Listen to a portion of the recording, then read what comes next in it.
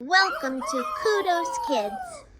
बच्चों, क्या आपने कभी सोचा है कि हम हर साल दशहरे पर रावण का पुतला क्यों जलाते हैं? क्या सचमुच रावण इतना बुरा था? चलिए, आज जानते हैं दशहरे की पूरी कहानी। दशहरा का परिचय। दशहरा को हम विजयादशमी भी कहते हैं। यह त्योहार हमें सिखाता है, सच्चाई कितनी भी मुश्किल क्यों न हो, अंत में वही जीतती है। भारत के अलग अलग हिस्सों में लोग इसे अलग तरीके से मनाते हैं। कहीं रामलीला होती है, कहीं रावण दहन होता है और कहीं लोग इस दिन देवी दुर्गा की विजय का उत्सव मनाते हैं। प्यारे बच्चों, अब चलो सुनते हैं भगवान श्री राम और रावण की मज़ेदार कहानी। तैयार हो? बहुत समय पहले अयोध्या में राजा दशरथ के पुत्र राम रहते थे।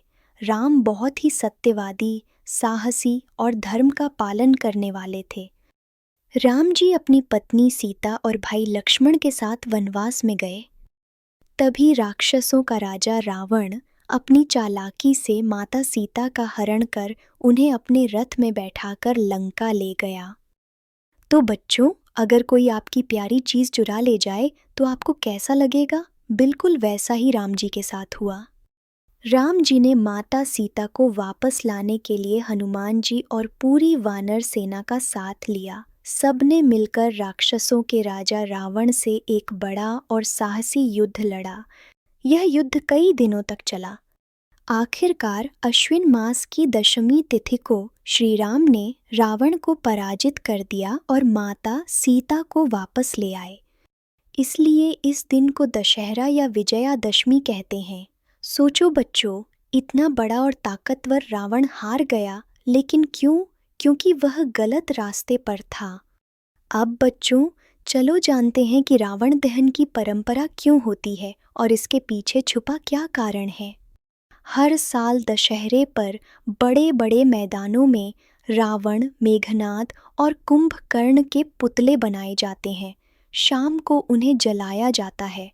यह हमें याद दिलाता है कि बुराई कितनी भी बड़ी क्यों न हो, उसका अंत ज़रूर होता है।